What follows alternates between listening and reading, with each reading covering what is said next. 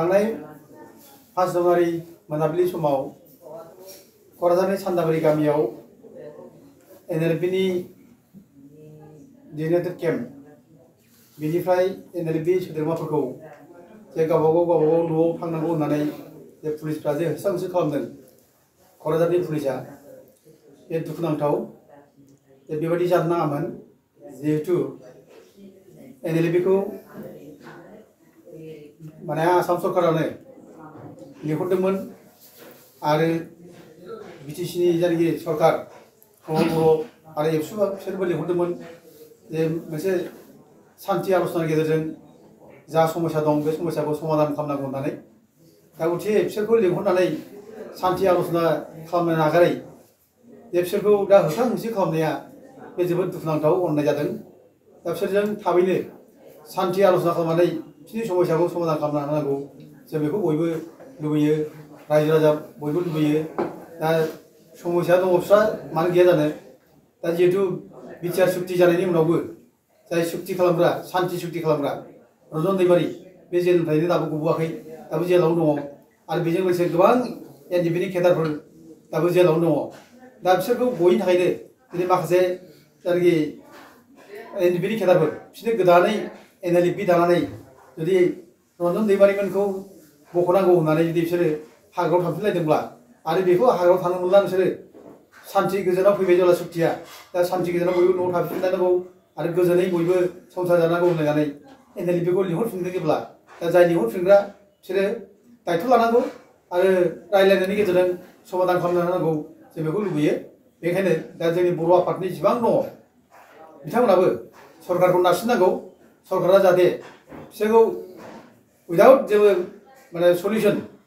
जेबो समाधान गैयाजासे होखां होसो खालामाबालानो बिसोरजों थाब रायज्लायनानै जाहाथे समस्याखौ समाधान खालामनानै होयो दा जों बिनि थाखाय बयबो आफादफ्रा जाहाथे सरकारखौ नारसिनो जों बेनि थाखाय बयबो खावलायहरो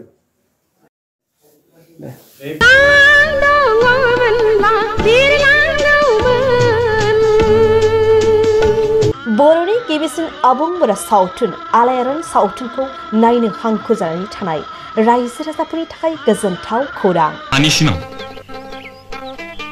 गावबा गावनि आंलाय आंनिसो सानदोंमोन आलायारन सावथुनखौ अनसायगिरि रायजो राजाफोरनि थाखाय बाङाय बेसेनावनो दिन्थिनो थांखि लादों बड'सा फिल्म प्रडाक्शना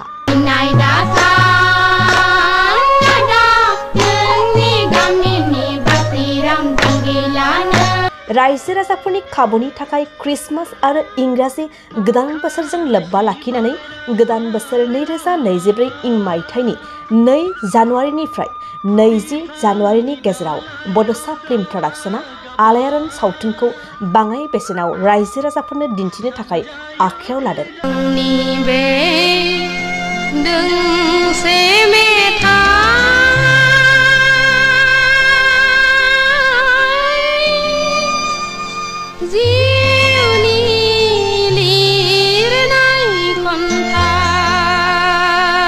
फैगौ 2 जानुवारिनिफ्राय 20 जानुवारिनि गेजेराव सिगाङाव लानाय बेसेननिख्रुइ गोबां खमसिन बेसेनाव आलायारन सावथुनखौ लांनानै रायजो राजाफोरनो दिन्थिनो हागोन सुदेम बार बारनाय गोजोनग्लायनाय समाव बिरलाङो गोसोआ नोंनि सेराव क्रिसमास आरो इंराजि गोदान बोसोरजों लोब्बा लाखिनानै आलायारन सावथुनखौ अनसायगिरि रायजो राजाफोरनि थाखाय बाङाय बेसेनावनो दिन्थिनो थांखि लादों बड'सा फिल्म प्रडाक्शना गुन्जेनि खैसाराव नोंथाङा गासनबाय नोंथाङा गावनि खाफालखौ जाबाय हाखौ लामारनो नाजायोब्ला बाथ्राया गाहाम जानाय नङालै बेनिखायनो दासिमबो जुदि नोंथांमोनहा आलायारन सावथुनखौ नुवाखैब्ला थाबैनो जगाजग खालामदो आरो बाङाय बेसेनावनो लांनानै आलायारन सावथुनखौ नायनो गोसो जानानै थानाय रायजो राजाफोरनो दिन्थिहैदो नों खालि आंनो 500 रांल' हर हाया फाक्का